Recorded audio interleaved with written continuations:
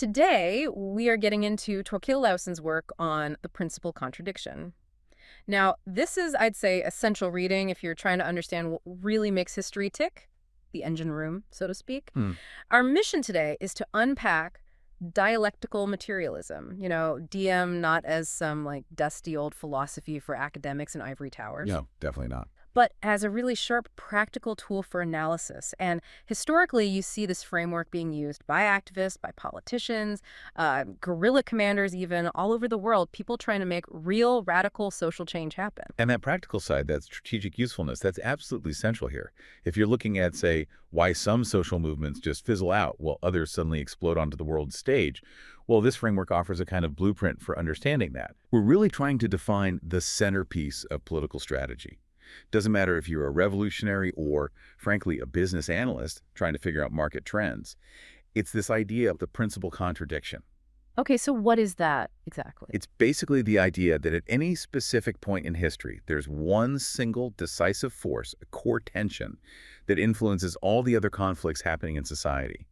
And it's this main force that's pushing the whole system towards whatever comes next, its next stage of development. So identifying that contradiction, the principal one, it's not just an intellectual puzzle. It's absolutely key if you want your strategy to work. Totally. If you mistake a secondary issue, something less important for the main driver of change, well, you end up putting all your energy, all your resources into the wrong fight. And inevitably, you fail. And just to flag this for listeners who are maybe particularly focused on anti-colonial perspectives, we're going to be tracing specifically how colonialism, the sheer violence of it and the whole system of imperialism that followed, how that didn't just cause problems or instability, it fundamentally shaped what the dominant principal contradiction actually was throughout the history of global capitalism. And the argument goes, it continues to define it today. It's baked into the system from the start. Okay, so let's start with the tool itself then. Dialectical materialism, DM. Right. At its heart, it's a method for analyzing society, but, and this is crucial, it demands action. The text really emphasizes this. You can't properly understand Marxism or DM just by reading books. You have to be actively involved, committed to bridging that gap between theory, the ideas, and practice, the real-world action. It's about bringing together the thinking and the doing. Precisely. Merging that intellectual understanding with, what you actually experience through your senses, and then using that to intervene politically. It's interesting, though, this core idea that everything's always changing, in flux. It's actually ancient, isn't it?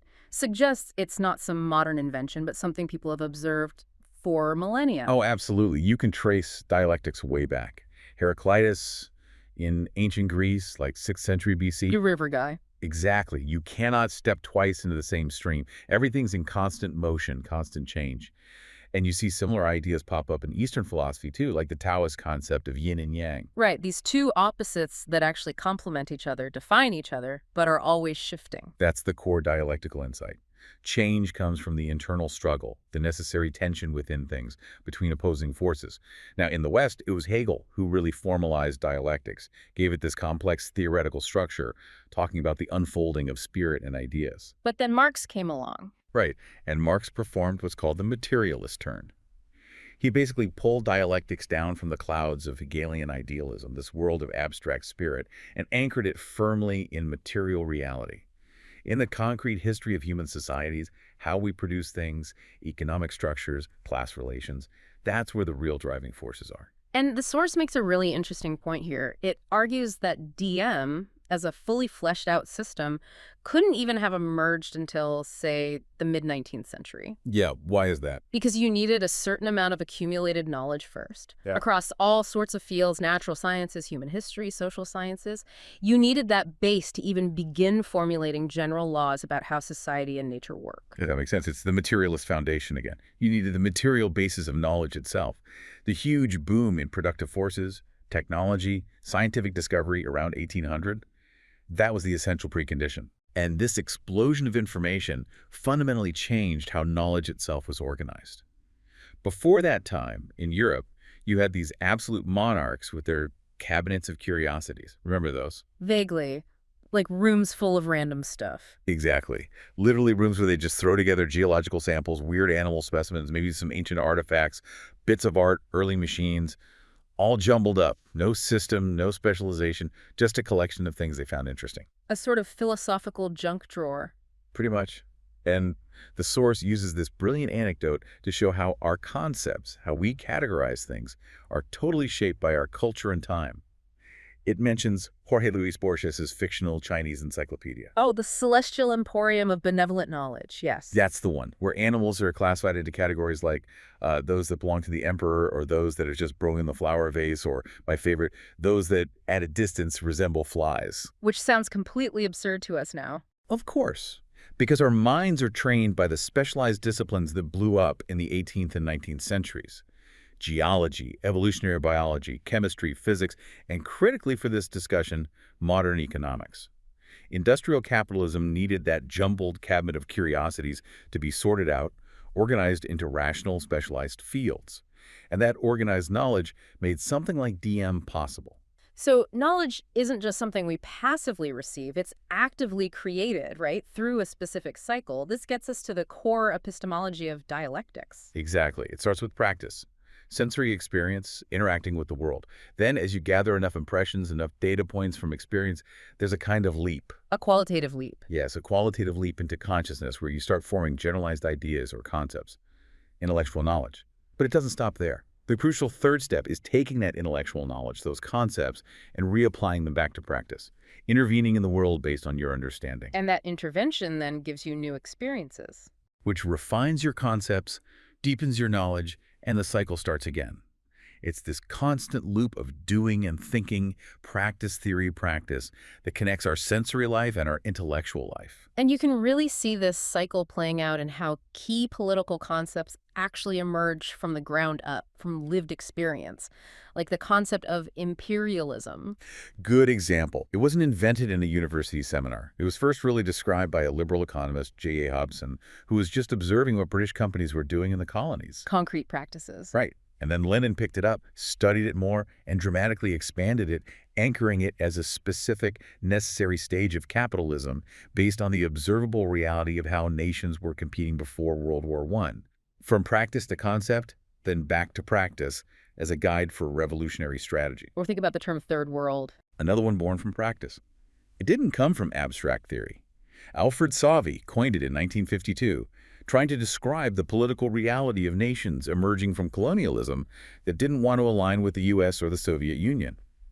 It reflected a new political force on the world stage.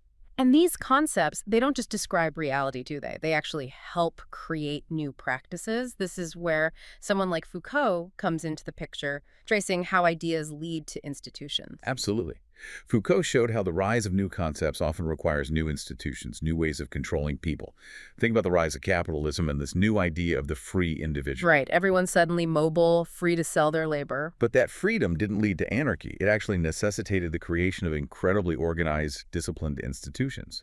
Prisons, as Foucault detailed in Discipline and Punish, asylums he looked at in Madness and Civilization, but also schools, factories, police forces, all operating on strict schedules with rules and surveillance to discipline this newly free individual, to make them fit the precise time schedules and social demands of industrial work.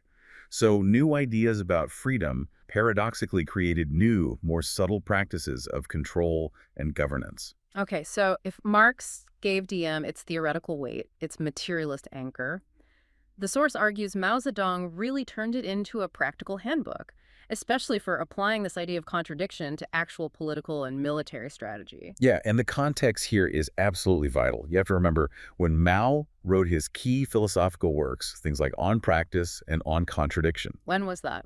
This was 1937. He wasn't sitting in a comfortable study. He was in a guerrilla camp in Yan'an, just after the incredibly difficult Long March, and right in the middle of the brutal Japanese invasion of China. So high stakes. Extremely high stakes. The purpose wasn't academic debate.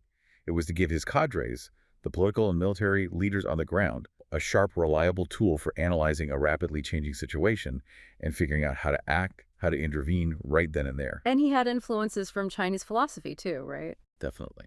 The text mentions his influence from Chinese Taoism, particularly this concept called Tongbian, which emphasizes how seemingly opposite things are actually interrelated, interdependent, complementary. Like yin and yang again? Sort of, yeah. Yeah. For Mao, this idea of contradiction, of constant struggle and tension within things, was absolute. It was inherent in everything, which means that harmony, stability, that could only ever be temporary, relative. And revolution. Revolution wasn't some weird aberration. It was a frequent, necessary part of how systems change and develop. It's how contradictions get resolved, at least temporarily. Okay, so to actually use this tool, we need to understand the parts of a contradiction. Right, let's break it down. First, there's universality. This just means that contradictions aren't exceptions. They're intrinsic, they're inherent in absolutely everything. They actually define what a thing is. You know, like a living cell is defined by the constant tension between the processes of life and death happening inside it. Okay, inherent tension. Got it. Second, you have the aspects. These are the two sides of the coin, the two poles of the contradiction, like plus and minus in electricity, or in social terms, the bourgeoisie and the proletariat. The opposing forces. Exactly. But they don't just oppose each other. They also depend on each other. They simultaneously exclude and complement one another. Their unity, however temporary, and their struggle, which is constant, define the thing's actual form and nature at any given moment. Right. And the third part, you said this was critical for strategy. Yes, the principal aspect. This is Yeah. key. Within any contradiction, one of the two aspects is usually dominant. It plays the leading role. It determines the fundamental nature of the contradiction itself at that time. Can you give an example? Sure. Take the classic contradiction in capitalism, bourgeoisie versus proletariat. Under normal circumstances, the bourgeoisie is the principal aspect. Why? Because they own the means of production, they largely control the state, they set the terms. They're in the driving seat. Pretty much. Significant change, like a revolution, happens when the power balance shifts dramatically. And the other aspect, in this case, the proletariat manages to become the principal one, when it starts determining the direction of social development. Okay, that makes sense. So let's apply this idea of internal struggle to capitalism's basic building block, the commodity. The source says the core contradiction inside every single commodity is use value versus exchange value. Right. So use value is pretty straightforward. It's the thing's usefulness, its ability to satisfy some human need or desire. You know, Coke keeps you warm, bread feeds you. This depends on human labor interacting with nature. Okay. And exchange value. Exchange value is different. It's about producing something not primarily for its usefulness, but specifically to be sold on a market to make a profit, to accumulate capital. The goal isn't meeting needs, it's growing money. So the tension is between making stuff people need versus making stuff just to make more money. Exactly. And that fundamental tension, that push and pull between producing for livelihood and producing for accumulation is like the dynamic engine constantly driving capitalism forward, causing instability, forcing expansion. And if we zoom out from the single commodity to the whole society, this leads to the fundamental general contradiction of capitalism. Yes, which the text identifies as the tension between the productive forces and the relations of production. Okay, break those down. Productive forces. That's everything we use to produce things. Technology, machinery, scientific knowledge, infrastructure, logistics, the skills of the workforce. Basically, society's capacity to create wealth. And relations of production. That's about ownership and control. Who owns the factories, the land, the technology? Who controls the process? Who gets the profit? In capitalism, it's primarily private ownership by the capitalist class. So the contradiction is? The contradiction is that the productive forces under capitalism become incredibly socialized and globalized. Think about the massive, complex, international division of labor needed to make even simple products today. Production is a deeply social, collective act. But the ownership and the profits are private. precisely, the social character of production clashes constantly with the private appropriation of the results. And when does this reach a breaking point? When does DM suggest things might tip over into revolution? The theory argues that this happens when the existing relations of production-private ownership, the profit motive, stop being the most effective way to develop society's productive forces and actually start holding them back. When they become, in Marx's term, fetters. Like private ownership actively prevents us from using our technology and knowledge for the common good. Exactly. When the way society is owned and organized actively hinders our ability to solve problems, feed people, deal with crises, despite having the technological capacity to do so, that's when the system enters an era of intense social upheaval, an era of potential revolution. Which brings us back then to the main goal of this whole analysis, finding the principal contradiction. Right. It's that one overarching contradiction at a specific moment in history that influences and shapes all the other secondary contradictions. It's the one that's really driving the whole system towards its next stage. And Mao's advice was pretty blunt about this. Yeah, basically, once this principal contradiction is grasped, all problems can be readily solved. Which sounds a bit simplistic, maybe. A bit like a magic key. Kind of, but what he meant was if you correctly identify the main leverage point, the central conflict, then you know where to focus your efforts. It gives you the most reliable guide for strategy. It tells you where the system is most vulnerable, where intervention will have the biggest impact. But there's a big warning here, isn't there? Especially for people who like theory. Oh yeah, a huge warning against, let's call it, theoretical laziness. The source is really clear. Yeah. You can't just vaguely state the general contradiction like, oh, it's the bourgeoisie versus the proletariat, and think you've done the work. That's too abstract. Way too abstract. You have to dig into the particular characteristics of the situation. What does that contradiction look like right here, right now? What are the specific features of the working class in, say, Germany compared to workers in Bangladesh? How does the state function differently? What are the unique historical factors? So you need concrete analysis of the concrete situation. Always. If you stay stuck in abstractions, your strategy will be useless, completely detached from reality. It leads straight to political failure. Okay, so now we take this analytical toolkit, this idea of contradictions, and apply it to the big picture, the 500-year story of global capitalism. But we're looking at it specifically through the lens of colonialism and anti-colonial struggle. Right.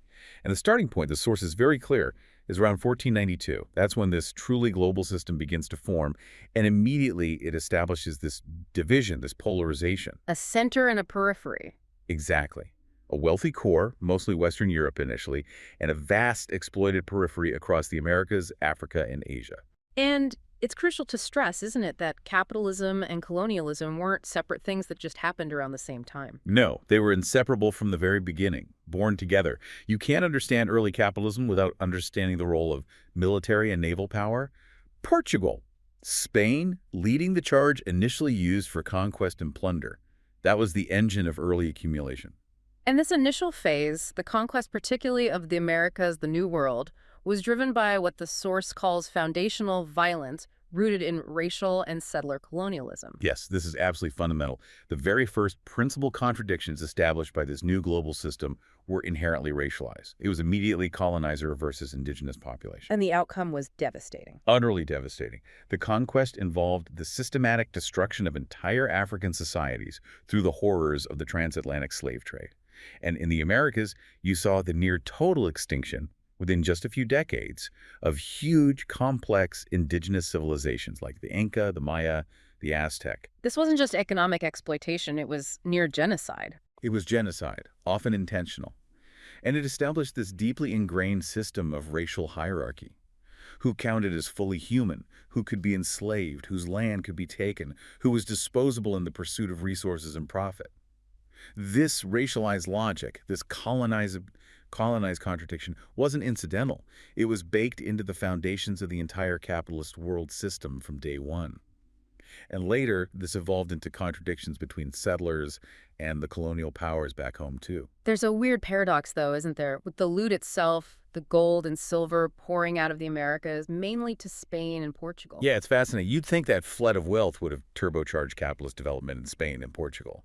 But it didn't, really. Why not? Because their ruling classes, the aristocracies, were still largely stuck in feudal ways of thinking and spending. Lots of luxury consumption, building palaces, funding wars, not efficiently investing it in productive manufacturing in the way capitalism requires. So where did the wealth go? It flowed out. It ended up fueling the rivals, particularly the Netherlands, England, and France. That Spanish silver became the seed capital for the manufacturing boom and the rise of industrial capitalism in Northern Europe. Quite the historical irony. Okay, let's fast forward to the mid-19th century, say around 1850. We see the rise of what we formally call imperialism. What drove that? Was it a new contradiction emerging? It was driven by an internal crisis hitting the core capitalist countries, especially Britain, which was the dominant industrial power then. They basically hit a wall. What kind of wall? The classic capitalist contradiction of production versus consumption became incredibly acute. British factories were churning out unprecedented amounts of goods, textiles, machinery, everything. But the workers making the stuff couldn't afford to buy it. exactly. Wages were kept incredibly low to maximize profits, meaning there wasn't enough domestic demand to absorb all this production. This led to cycles of crisis, overproduction, factory closures, mass unemployment, and huge social unrest across Europe. The threat of revolution felt very real to the ruling classes. So, facing revolution at home, what was the solution? Look outwards. Launch a massive project of global expansion. Imperialism. This wasn't just about planting flags. It was a direct economic solution to the internal class contradiction. How did it solve the problem? In several ways. Colonies provided guaranteed, profitable outlets for investing surplus capital that couldn't find profitable use at home. They provided secure sources of incredibly cheap raw materials, cotton, rubber, tin, you name it. They created captive markets for manufactured goods from the center. And the whole project fueled a massive infrastructure boom, building railways, ports, shipyards, which kept industry in the South running hot. And crucially, this generated huge profits flowing back to Europe. Enormous super profits. Yeah. Profits far above what could be made domestically. And this is the absolute key insight the source offers for understanding the 20th century. Go on. Colonialism and imperialism acted as a giant pressure valve. They allowed the capitalist system in Europe to mitigate its core internal contradiction, that bourgeoisie versus proletariat struggle that seemed poised to explode. How did the super profits do that? Because the European bourgeoisie could now afford to make concessions to their own working class. They could allow wages to rise gradually, permit the formation of trade unions, fund social welfare programs, create public education and healthcare systems. Basically, buy class peace at home. That's exactly it. This colonial dividend, these super profits extracted from the violent exploitation of the periphery, paid for the rise of reformism, social democracy, and the welfare state in the center. That relative stability, that period of managed capitalism in Europe and North America after WWII, it was built entirely on the foundation of intensified exploitation, land theft, resource plunder, and brutal suppression of resistance in the colonies. The main contradiction was effectively outsourced, pushed onto the periphery. So if the internal class struggle in the center was dampened down by imperialism, what became the new principal contradiction on the world stage? The competition between the imperialist powers themselves. Once they'd carved up the world, the main tension shifted to the inter-imperialist rivalry. Britain versus Germany, Britain versus the rising USA, France versus Germany. They were all jostling for control of colonies, resources, markets, and strategic advantage. And that rivalry just got more and more intense. Until it exploded into the absolute catastrophe of World War I. That war was the ultimate expression of inter-imperialist rivalry, being the principal contradiction of that era. Okay, now moving past World War II, the global landscape shifts again massively. The U.S. emerges as the undisputed superpower. Right. And the post-war world, according to the source, was defined by three major overlapping global conflicts, all involving the U.S. First, USA versus the old colonial powers, mainly Britain and France. Second, USA versus the socialist bloc, the Soviet Union, later China. And third, USA versus the Third World, meaning the national liberation movement sweeping across Asia and Africa. And the process of decolonization got caught right in the middle of all this, didn't it? Constantly squeezed. The U.S. position was often contradictory. On one hand, the U.S. generally pushed for decolonization against the old European empires. Why? For moral reasons. Not primarily, mainly because the U.S. wanted access to those markets and resources themselves. They wanted free trade, unhindered by old colonial preferences and tariffs. So they might support independence for India in 1947, for instance. But the moment a national liberation movement seemed to be leaning towards communism or radical socialism, suddenly U.S. policy would flip 180 degrees. Because then the Cold War contradiction took over. Exactly. The USA versus socialist bloc contradiction would override the USA versus old colonial powers won. So the U.S. would then actively support the old colonial power in brutally crushing that liberation movement. Think of U.S. backing for the French in Vietnam initially, or British counterinsurgency in Malaya against communist guerrillas. Defeating perceived communism became the absolute top priority, even if it meant propping up colonialism for a while longer. But despite these pressures, the anti-imperialist movement itself grew stronger, didn't it? It had its own momentum. Massively. It really hit its peak, its strongest offensive phase, between roughly 1965 and 1975. During that decade, the source argues that contradiction, imperialism versus anti-imperialism, arguably became the principal contradiction driving world events. This was a global pushback against not just old colonialism, but the new forms too, neo-colonialism. Yes, it was a full-on challenge to the whole structure of dependency and unequal power. You saw it in military victories, obviously Vietnam being the most prominent, but also successful revolutions in Cuba, Algeria, Mozambique, Angola. And politically too. Absolutely. The non-aligned movement became a major force in international forums like the UN, representing the collective voice of newly independent states.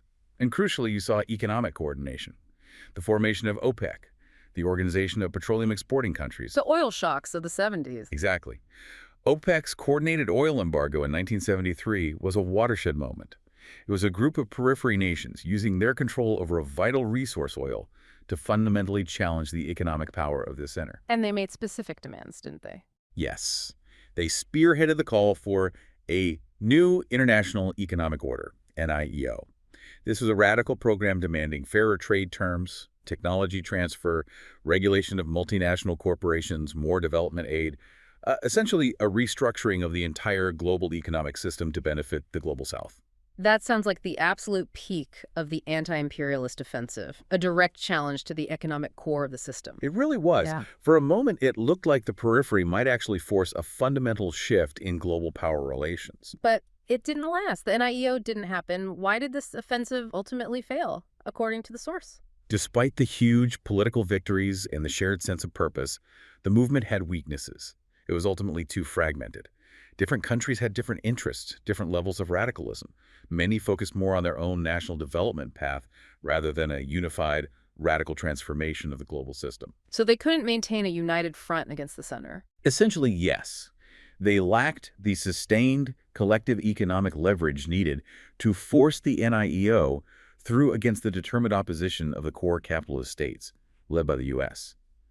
This fragmentation, this inability to break the underlying structural power of the capitalist world market, unfortunately paved the way for the next major shift, the capitalist counteroffensive. Okay, so the anti-imperialist wave crests around 1975, but doesn't achieve that fundamental restructuring. What happens next? What happens next is a coordinated strategic counterattack by transnational capital. And this marks another major shift in the principal contradiction. It becomes capital versus the state, specifically the social or welfare state in the global north. Wait, hang on. Capital versus the state? I thought the state usually served capital. Why would the state become the enemy? That's a great question because it highlights the shift. The post-WWII state in the north, the Keynesian welfare state, the social democratic state, had emerged from that compromise with labor, the one largely paid for by colonial profits, remember? Right, the era of rising wages, unions, regulations. Exactly. And by the 1970s, that state, with its regulations on finance, its relatively high corporate taxes, its strong unions negotiating wages, its environmental and safety rules, had become a barrier to capital's next big ambition. Which was? Global expansion and relocation. Transnational corporations wanted the freedom to move production anywhere in the world to find the absolute lowest wages and fewest regulations, particularly in the vast, newly accessible labor pools of the global south. The rules and social contracts of the northern welfare state were getting in the way. They were fetters on maximizing global profit. So neoliberalism wasn't just an economic theory. It was a political project to dismantle those fetters. Precisely. Think Thatcher, Reagan. The goal was to fundamentally transform the role of the state. Okay. Shift away from being a mediator between capital and labor, away from regulating the domestic economy, and turn it into what the source calls a competition state. What does that mean, a competition state? A state whose main job is no longer social welfare, but actively helping capital become more competitive globally. That means cutting taxes, deregulating finance, breaking unions, privatizing public services, basically making the country as attractive as possible for mobile international capital, ensuring capital could easily relocate production overseas if needed. And this had a huge impact on the basic class struggle, right? Capital versus labor. A massive impact. It essentially fragmented that struggle geographically. The main axis of exploitation shifted. It became less about capital versus labor within a single northern country and more about northern capital versus southern labor. Because production itself moved south. Yes. Global supply chains were established, moving the actual manufacturing, the site where value is created, to countries with extremely low wages, often maintained by authoritarian states that suppressed labor rights. But hold on, this brings up a tricky point about value. If workers in the North are paid, say, 20 times more than workers in the South, how does the theory of value still work? How can there be more exploitation in the South if they're paid less? Doesn't value relate to labor time? This is where the analysis of unequal exchange or imperialist rent becomes critical. It's a complex but vital point. Yes, the law of value, labor time determining value, is seen as operating globally. However, the price of labor power, the wage, is determined by historical and social factors, not just bare subsistence. Workers in the global South, because of imperialism's legacy, lower socially accepted living standards, and state repression of unions, can be forced to sell their labor power for far, far less than the actual value they create during the working day. So they produce more value than they get paid for, even more so than northern workers. Much more so. Plus, you have huge differences in technology levels, what Marx called the organic composition of capital. Highly automated factories in the North are vastly more productive per worker hour than less mechanized ones in the South. Through global market price mechanisms, value effectively gets transferred from those low-tech, high-labor, low-wage regions to the high-tech, high-wage regions. So the North captures value created in the South. Yes. Even if the amount of abstract value created by an hour of labor is notionally the same everywhere, the system ensures that the North pays a much lower social price for that labor performed in the South. This generates a massive systemic flow of value and imperial rent back to the corporations and consumers in the center. Imperialism under neoliberal globalization isn't just about military power anymore. It's deeply embedded in these financialized global production chains. Okay, so this neoliberal system, based on globalized production and financialization, created a certain kind of stability for a while, for capital at least. But Then came the crash of 2007-2008. The global financial crisis exposed the deep instabilities and inequalities inherent in the system.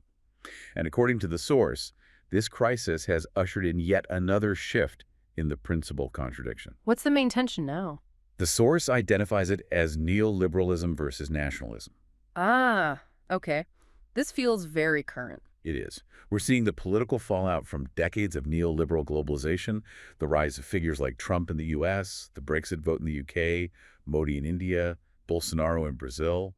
These are all manifestations of a nationalist backlash. Who's pushing this backlash? It's largely driven by sections of the working and middle classes, primarily in the global North, but also elsewhere, who feel left behind or actively harmed by globalization, by the outsourcing of jobs, wage stagnation, the gutting of public services and welfare states that they once relied on. And they see nationalism as the answer. They often turn towards a more authoritarian protectionist state, believing it can somehow shield them from the negative impacts of global capital, bring jobs back, restore national sovereignty.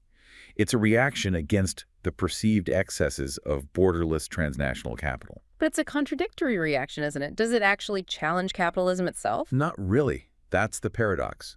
It challenges the neoliberal form of global integration, but it generally doesn't question private property or the profit motive. The result, though, is massive global instability. How so? Because this nationalist turn weakens the very global institutions that manage neoliberalism, things like the World Trade Organization, regional trade deals like NAFTA, even the G-summits seem less effective. The system is shifting away from a relatively smooth, integrated global market towards something much more fragmented and volatile. A world of geopolitical rivals, not competitors. States are increasingly prioritizing national security and strategic advantage over purely economic integration. And China plays a huge role in this new dynamic, right? It doesn't fit neatly into the old boxes. China is absolutely central and complex. Its incredible economic rise happened through integrating into the capitalist world market, becoming the workshop of the world. But, unlike many other countries, it did so while maintaining a very strong state capitalist sector, significant state control over finance, and a powerful national development strategy guided by the Communist Party. It's got this dual nature. Exactly. Internally, the source suggests a key contradiction within China is between that entry into the capitalist world market, embracing globalization, and the ongoing political project of maintaining state control, maybe even pursuing some form of democratic socialism, as some factions advocate. And that internal tension spills outwards. Massively. It amplifies the primary interstate contradiction shaping the world today, the growing rivalry between the USA and China. This isn't just economic competition anymore. It's increasingly geopolitical, technological, and military. The source views this rivalry as potentially existential because both sides seem willing to prioritize strategic power, even at the cost of global economic stability. Wow. Okay, so we have neoliberalism versus nationalism and USA versus China. But there's another massive contradiction looming, one that affects everyone. The ecological one. Capitalism versus the Earth's ecosystem.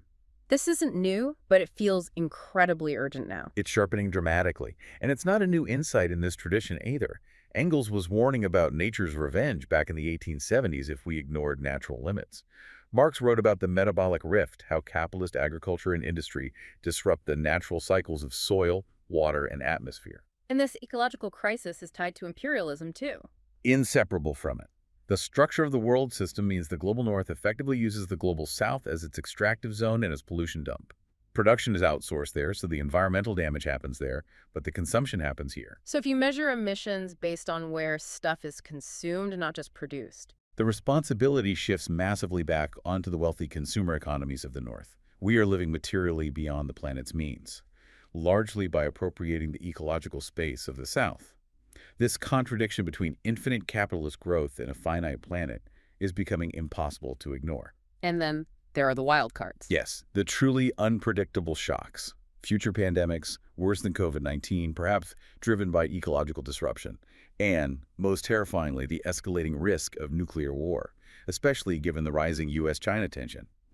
Any one of these could suddenly, catastrophically become the principal contradiction, overriding everything else and forcing immediate drastic action simply to ensure human survival. Okay, so we've done this huge sweep of history, identified all these shifting contradictions using DM. What's the point? Where does this analysis lead us in terms of action?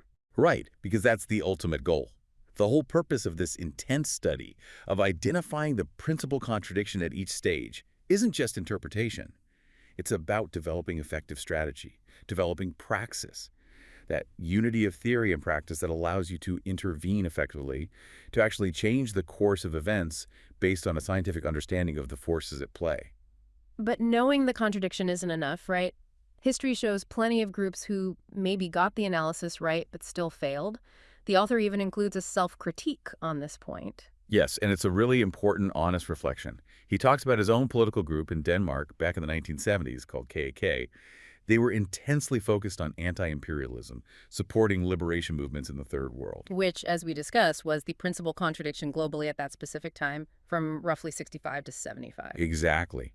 Their analysis of the global contradiction was basically correct for that moment.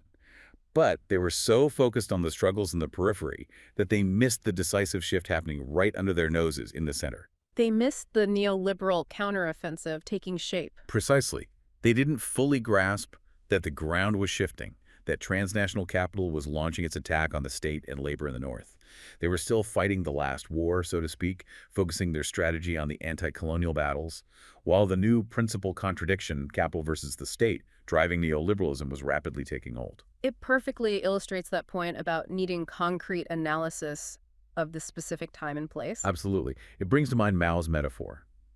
You need both the arrow, Marxist theory, DM, and the target, the concrete specific reality you're facing. Strategy is about shooting the arrow at the target. KAK had a good theoretical arrow, but by the late 70s, early 80s, they were aiming it at the target of 1965, while the decisive battle was unfolding on a different field. So looking at today's situation, we see lots of protests, uprisings, discontent around the world, Arab Spring, Occupy, Yellow Vests, Hong Kong. But the source suggests there's often something missing. Yes, the subjective factor. Well, the objective conditions the crises. The contradictions might be ripe for change. Many contemporary movements, the source argues, lack a deep, unifying, revolutionary ideology and the kind of disciplined organization needed to challenge the system fundamentally. So they end up demanding reforms rather than systemic change? Often, yes. They might demand cheaper gas or the removal of a particular leader or more democratic rights within the existing system. But they don't always articulate a clear alternative to the system itself or a strategy for getting there. And this brings us to a really challenging point, especially for activists in the global north. What about purely national struggles, fighting for better wages, stronger welfare states, just within our own countries? This is where the anti-imperialist perspective becomes absolutely critical, not just morally, but strategically. The source puts it very starkly. A struggle only for higher wages or better social benefits within a wealthy northern country is fundamentally problematic. Why? Isn't that what progressive movements should do? Because, based on the analysis of unequal exchange and imperial rent we discussed, The economic reality is that the surplus value, the wealth that funds those higher wages and generous welfare states in the North, is largely generated through the super-exploitation of labor and resources in the global South. So winning those benefits at home doesn't challenge the global system. Worse than that, if a purely domestic struggle in the North succeeds only in getting a bigger slice of the national pie for Northern workers or citizens Yeah. without challenging the global structure, it essentially amounts to just fighting over how to redivide the loot extracted from the periphery. Wow. That's a harsh way to put it. It's meant to be provocative, to force a shift in perspective. It argues that such struggles, if they ignore the global dimension, don't actually challenge imperialism. They might even inadvertently reinforce it by making Northern workers complicit in the system, demanding a larger share of the profits derived from global exploitation. So the final strategic takeaway from this entire analysis is, It's crystal clear. Any struggle for fundamental social change, for socialism, for a just and sustainable world, must be fought with a global perspective. Anti-imperialism isn't some secondary issue, some optional add-on, or something that only concerns people in the global South. it's central. It is the very essence of the struggle in our deeply interconnected, globalized world. If your analysis and strategy ignore how your own country's relative prosperity and stability are structurally linked to the exploitation and oppression of the periphery, then, the source argues, you're not actually fighting for systemic change. You're just managing the existing imperialist system, perhaps making it slightly more comfortable for those inside the imperial core. #TAFTAG outro. Okay, so that was quite a journey. This deep dive really took us through the historical engine room of global capitalism. Yeah. Using dialectical materialism, not as an abstract theory, but as a lens, it helps you see the world as this interconnected, constantly shifting whole, full of contradictions. We traced how capitalism's very origins are inseparable from the foundational violence of racial and settler colonialism, which didn't just exploit but actively destroyed indigenous societies and built racial hierarchy into the system's DNA. We saw how that later evolved, how relative class base in Europe was essentially bought with the super profits of colonial exploitation. Yeah, outsourcing the main contradiction. Exactly, and how today's instability, the rise of nationalism, the ecological crisis, it's all rooted in these historical shifts, particularly the neoliberal counteroffensive, where transnational capital sought to free itself from the constraints of the nation-state. And where we are now, Yeah. well, the objective situation is incredibly volatile. You look at the intersecting crises, ecological collapse looming, economic stagnation and inequality, growing geopolitical tension. The system is clearly unstable, objectively ripe for fundamental change. Yeah. But, as we discussed, the subjective forces seem weak. The revolutionary ideas, the international solidarity, the organized movements capable of actually intervening and steering things in a radically different direction. They feel underdeveloped, fragmented. So we're in a dangerous moment. Undeniably. The source concludes, we're in a truly dramatic, critical epoch. The contradictions we face now aren't just about which class or nation comes out on top. The ultimate contradiction seems to be becoming existential. It's increasingly about the struggle over whether there will be any future for us and our planet at all. That leaves us with a pretty heavy final thought, doesn't it? Something for you, the listener, to really chew on. Historically, those huge inter-imperialist wars, World War I, World War II, they were utter catastrophes, but they also acted as accelerators. They intensified contradictions and sparked revolutions in places like Russia and China. The system broke at its weakest links under extreme pressure. Right. But today, in our nuclear age, the looming interstate rivalry, particularly USA versus China, a full-blown conflict wouldn't spark revolution. It could very well mean the end of human civilization. So if that existential threat of global war becomes the undeniable, overwhelming principal contradiction, what happens then? What revolutionary potential, if any, might exist in the absolute shared necessity of the global fight for peace itself? Could the struggle against annihilation become the unifying political demand that forces radical change in this modern age?